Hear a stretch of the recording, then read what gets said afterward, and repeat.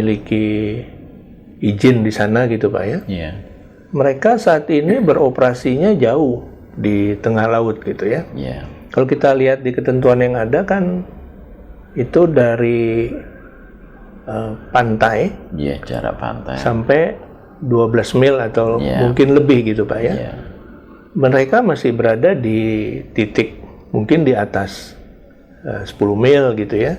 Nah sementara yang masyarakat ini, tanda kutip ini, itu berjarak hanya kurang lebih 100 sampai 150 Pak. Kalau kita hitung gitu Pak ya, dari pantai gitu ya. Nah ini kalau kita lihat, apakah ada masalah di aturannya ya Pak ya?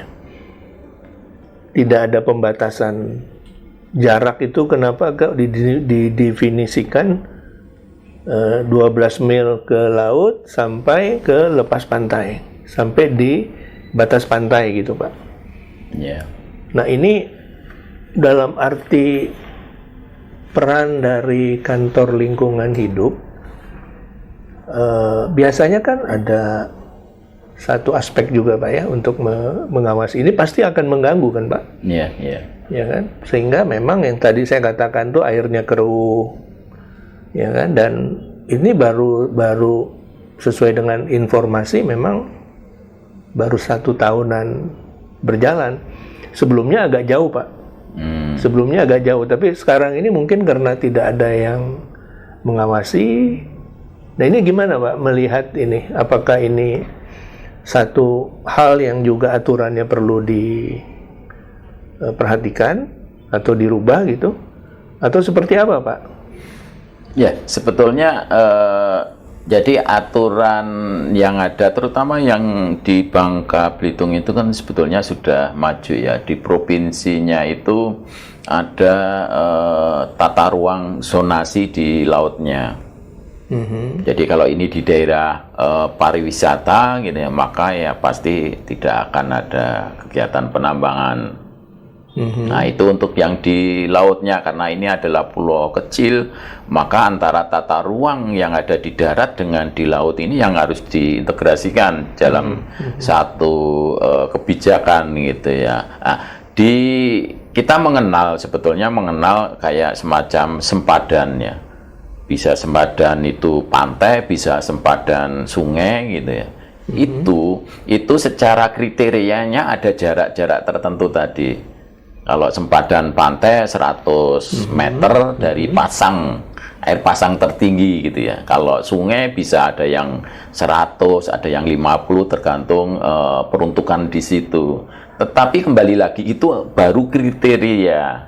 Kalau itu tidak dimuat di dalam RT RW-nya kabupaten atau terutama kabupaten kota gitu ya. Kalau di situ tidak dimuat, itu ya memang masih lemah. Karena aturan kriterianya itu ada di tata ruang nasional gitu ya.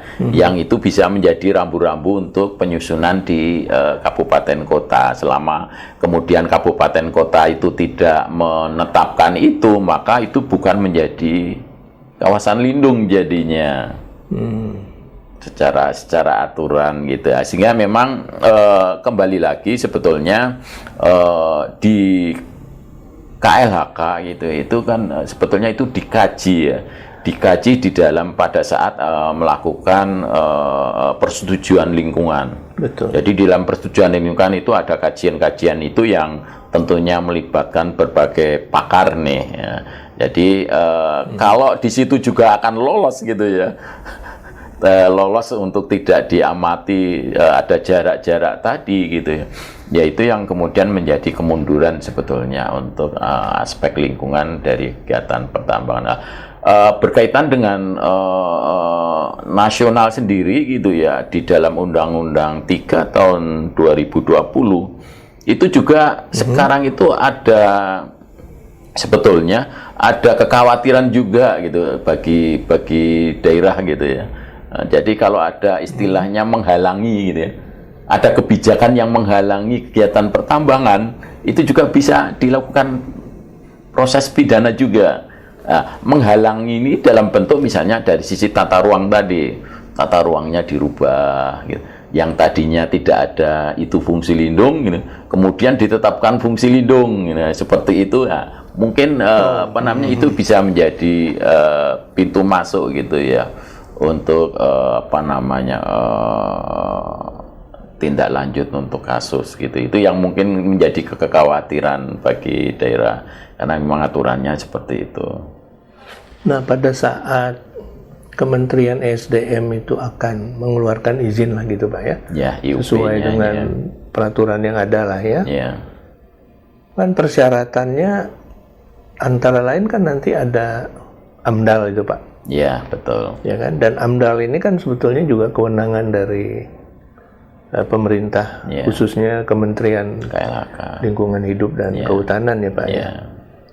Nah, bagaimana Pak ini artinya bisa terjadi dan apakah yang seperti Bapak tadi bilang mungkin apakah terlewatkan atau seperti apa gitu, bahwa kalau kita asumsikan tadi dari titik pantai sampai 12 mil itu kan artinya sangat rancu Pak ya. Bisa tadi Bapak bilang mungkin 100 meter, bisa 150 meter, dan asumsi kita memang kurang lebih 150 meter kalau kita lihat secara kasat mata gitu Pak ya. Nah ini apakah memang bisa diloloskan gitu Pak dari sisi AMDAL-nya ini? Ya, di dalam ketentuan AMDAL itu yang sudah kembali lagi tadi yang konteksnya jarak tadi kan itu harus ditetapkan di tata ruangnya ya. Kalau sudah ditetapkan tata ruangnya maka AMDAL atau persetujuan lingkungan itu akan ngikutin, akan taat itu. Tapi kalau itu tidak ditetapkan maka di aturan ketentuan yang ada di AMDAL itu adalah kegiatan pertambangan ini tidak boleh kalau di situ daerah untuk kawasan nelayan, nelayan masyarakat di situ gitu ya. Kemudian tidak boleh kalau di situ kemudian dekat ada ekosistem mangrove, padang lamun, terumbu karang. Kemudian tidak boleh kalau di situ tempat pelayaran. Tidak boleh kalau di situ untuk tempat pariwisata. Nah, selama sekarang daerah itu menetapkan itu sebagai apa? Titik-titik itu. Ya. Kalau belum tidak ditetapkan sebagai itu tadi, kemudian tidak ada ekosistem mangrove, padang lamun, terumbu karang, ya pasti memungkinkan untuk dilakukan penambangan. Jadi contohnya begini, misalnya kayak di darat ya. Kalau di pantai kan tidak bisa nih memindah garis pantai itu kan tidak bisa. Tapi kalau di sungai nih, di sungai di bagian hulu nih, kami mencoba untuk mengatur jarak tadi. Misalnya batu bara jaraknya 500 meter dari sungai gitu ya. Ya, kalau memang di sekitar itu ada potensi, maka ketentuannya aturan yang lain itu bisa memindahkan alur sungai gitu. Jadi alurnya sungai digeser gitu ya. Panjang tidak dimatikan atau dirubah. Iya betul, tapi itu harus izin. Ya. Nah itu harus izin karena nanti ada kajiannya. Kalau pantai kan tidak bisa. Nah sehingga itu tadi rambu-rambunya yang kami miliki adalah itu tadi tidak berada di kawasan nelayan gitu yang mata pencariannya dari di situ, kemudian tidak ada ekosistem mangrove, padang lamun, terumbu karang dengan jarak mungkin 500 seperti itu, lebih dari itu gitu ya. Itu yang kami gunakan selama itu tadi tata ruang di daerah itu belum menetapkan di situ bukan untuk tambang. Siap. Nah, memang kalau kita lihat Pak ya, secara kasat mata itu sangat mengganggu. Oh ya. Artinya kalau ditambang atau dikeruk dalam jarak hanya 150 dari pantai gitu ya, itu kan pasti akan berpengaruh Pak. Jadi kotorannya mungkin akan terbawa. Nah sejauh mana itu apakah tetap memperhatikan yang Bapak bilang tadi harus ditetapkan dulu faktor-faktor itu? Kalau misalnya ini sudah menimbulkan gangguan, ya kan? Apakah memang bisa saja kemudian lokasi itu akhirnya tidak ditetapkan sebagai apa-apa, jadi orang boleh, padahal kenyataannya itu mengganggu gitu. Dan banyak juga nelayan yang mungkin juga daripada saya menangkap ikan, lebih baik saya ngambil itu gitu. Nah, yang jadi masalah seperti yang tadi saya sampaikan, bahwa tampaknya pengambilan itu sebetulnya ilegal, Pak. Ya kan? Nah, kalau itu ilegal, kemana mereka menjual itu? Kan mestinya kan harus ada upaya juga untuk menertibkan, dan kemudian ya mungkin ini ada pidananya, Pak, karena betul. Karena merugikan negara gitu. Ya. Memang ini agak luas sedikit, artinya sudah mungkin bukan kewenangan atau tidak masuk ranahnya lingkungan, tapi dampak yang diberikan itu, karena kalau ada izin keluar kan tentu nanti akan ada persyaratan, Pak. Betul. Ada AMDAL-nya, kamu nggak boleh ini, kamu nggak boleh itu.